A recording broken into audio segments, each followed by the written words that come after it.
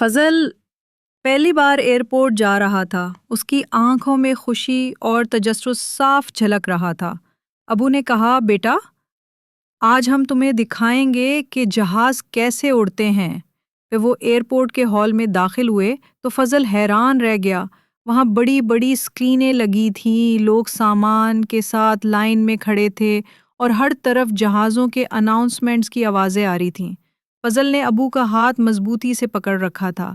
Check ان counter پر اس نے دیکھا کہ کس طرح لوگ اپنا سامان تولنے کے بعد بیلٹ پر رکھتے ہیں اور ٹکٹ دکھاتے ہیں۔ ابو نے مسکرا کر کہا، یہ سب سفر کی تیاری ہے۔ فضل بار بار اپنے ننھے سے بیگ کو دیکھ رہا تھا جو اس نے ساتھ لایا تھا۔ جب وہ ویونگ گیلری میں پہنچے تو فضل کی خوشی کی انتہا نہ رہی۔ اس نے پہلی بار اتنا قریب سے جہاز کو دوڑتے اور فضا میں بلند ہوتے دیکھا۔